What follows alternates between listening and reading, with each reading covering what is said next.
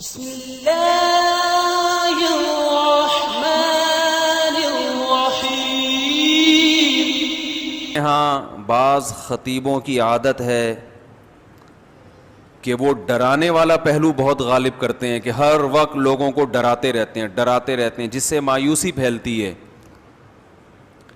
اور بعض خطیبوں کی عادت یہ ہوتی ہے کہ وہ اللہ کی رحمت کو ایسا بنا کے پیش کرتے ہیں کہ بس سب کی بخشش ہو ہی جائے گی،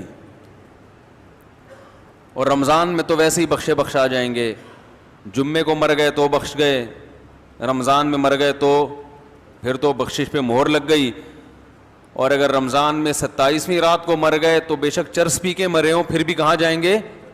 جنت میں جائیں گے۔ گانا گا کے مرے ہوں یا چرس پی کے مرے ہوں یا کسی کی جیب کاٹتے ہوئے مر گئے، جانا سیدھا کہاں ہے؟ جنت میں۔ یہ بھی غلط ہے۔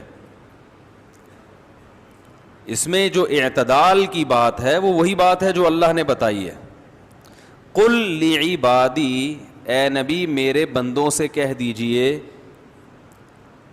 انی انا الغفور الرحیم، کہ میں غفور بھی ہوں اور رحیم بھی، وَأَنَّ عَذَابِي، لیکن یہ بھی بتا دیں کہ میرا جو عذاب ہے هُوَ الْعَذَابُ الْأَلِيمُ، وہ دردناک عذاب ہے۔ اس میں اللہ نے ہمیں بتا دیا کہ اللہ کے بارے میں تمہارا کیا کانسیپٹ ہونا چاہیے، یہ اللہ نے خود بتا دیا۔ اس میں اللہ نے اپنا انٹروڈکشن کروایا، ان تین طبقوں کو غلط قرار دے دیا اس میں اللہ نے۔ وہ طبقے جو ہر وقت اللہ کی رحمت ہی کو بیان کرتے ہیں اور لوگوں کو یعنی بے خوف کر دیتے ہیں کہ بس سب کی مغفرت ہونی ہے، رمضان میں مر گئے چرس پی کے مر جاؤ، کچھ بھی کر کے مر جاؤ، یتیم کا مال کھا لو، بہنے کی وراثت دبا کے بیٹھے ہوئے ہو، حج پہ کر جاؤ گے سب معاف ہو جائے گا، اور جناب مہر کھا گئے، اور جناب وہ ابا سے بھی تمیز سے بات نہیں کر رہا، اماں سے بھی تمیز سے گانے بھی گا رہے ہیں، اور پتہ نہیں کیا کیا ہو رہا ہے، بس اللہ بڑا غفور رحیم ہے، یہ تسبیح پڑھ لو وہ تسبیح پڑھ لو اور اللہ تو معاف کر دے گا، سب کچھ معاف کر دے گا، بس حقوق العباد معاف نہیں کرے گا۔ بعض لوگوں نے یہ کہا کہ کیوں بھائی حقوق العباد، حقوق اللہ بھی اللہ نے کہا کہ میں معاف نہیں کروں گا جب تک پکی توبہ نہیں ہوگی اور آئندہ نہ کرنے کا عزم نہیں ہوگا۔ ہاں حقوق العباد میں یہ ہے کہ صرف اللہ سے توبہ ضروری نہیں ہے، مخلوق سے معافی بھی ضروری، لیکن دونوں کا مسئلہ برابر ہے۔ حقوق اللہ بھی معاف نہیں ہوتے جب تک پکی توبہ نہ ہو۔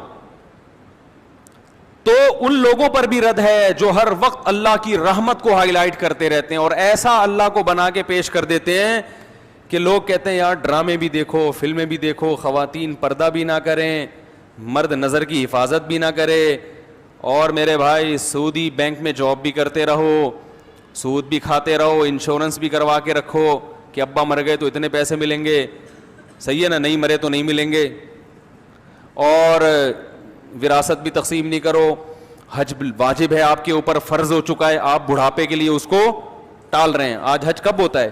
سارے کاموں سے فارغ ہو کر اب کرنے دھرنے کے لیے کوئی کام بچا ہی نہیں ہے، پیسے پڑے ہوئے ہیں تو چلو اب حج کر کے آ جاؤ۔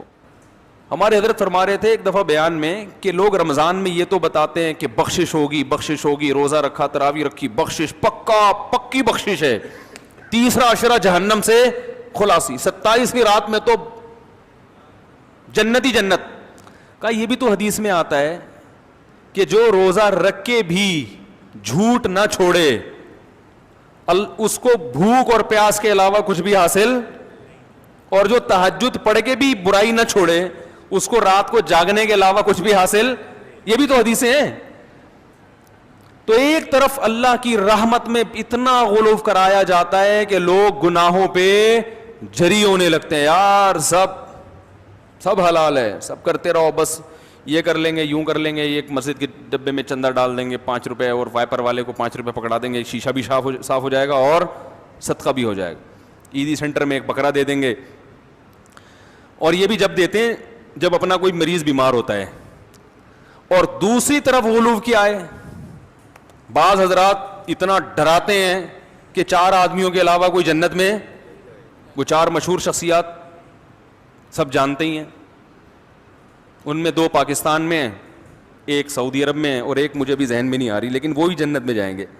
انہوں نے ایسا دین کو بنا کے پیش کیا ہے کہ یہ سارے مولوی جہنمی ہیں بھائی، یہ سارے فرقہ پرست اور ان مولویوں کے پیچھے چلنے والے بھی سارے جہنمی, اور جناب جو اچھے اعمال ہیں وہ بھی قبول. تو اس لیے بعض لوگ جہنم کا ایسا بنا کے پیش کرتے ہیں, لگتا ہے کہ جنت میں جانے والے 4-5 آدمیوں کے علاوہ کوئی جنت میں نہیں جائے گا, اور ایسا اللہ کے عذاب سے ایسا ڈراتے ہیں. یعنی جہاں شریعت نے گنجائشیں رکھی ہیں اس کو بھی اتنا سخت بنا. ایک صاحب جماعت کی اہمیت پہ بیان کر رہے تھے کہ جماعت کی نماز اتنی ضروری ہے, اگر نہیں پڑھی جماعت سے تو یہ ہو جائے گا, اور اگر تم, بس کیا بتاؤں میں نے کہا یار انہوں نے, جماعت کی بڑی اہمیت ہے اسلام میں, لیکن حضرات فقہا نے قرآن و سنت ہی کی روشنی میں کچھ آزار بیان کیے کہ بھئی یہ عذر ہے تو جماعت سے نماز چھوڑ سکتے. میں نے کہا یہ اتنا سخت بنا کے انہوں نے پیش کر دیا کہ اب جماعت سے نماز پڑھنا لوگوں کے لیے آسان نہیں بلکہ مشکل. لوگ کہیں گے یار یہ تو ہمارے بس میں ہے ہی نہیں. حالانکہ فقہا تو دین کو زیادہ سمجھتے ہیں نا. انہوں نے بتایا کہ بھئی یہ آزار ایسے ہیں, آپ کو شدید بھوک لگ رہی ہے, آپ کے سامنے کھانا آ گیا, اب آپ کو ڈر ہے میں نماز پڑھنے جاؤں گا تو کھانا ٹھنڈا ہو جائے گا, تو آپ جماعت سے نماز چھوڑ سکتے ہیں. جہاں شریعت نے گنجائشیں دی ہیں وہ گنجائش دینی چاہیے, بلا وجہ نہ چھوڑیں. اور ایسا ہی بھی نہ ہو کہ روزانہ اسی ٹائم پہ کھانا پکوانا شروع کر دیں. 2 انتہائیں ہیں, تو اس میں اعتدال کا راستہ کیا ہے بھائی؟ اللہ کی ذات کے دونوں پہلو ہیں, عذاب بھی ہے اور رحمت بھی ہے, لیکن یہ بالکل برابر نہیں ہے. رحمت والا پہلو عذاب والے پہلو پر غالب ہے. تبھی اللہ نے رحمت کو ہائی لائٹ کیا, میں غفور بھی اور میں رحیم بھی, لیکن عذاب کے بارے میں فرمایا میرا جھانپڑ بہت سخت ہے. یعنی میں ایسا ہوں نہیں, لیکن مجھے مجبور نہ کرو, اگر میری نافرمانی کی تو میں عذاب بھی دے دوں گا. تو رحمت غالب کیسے ہے؟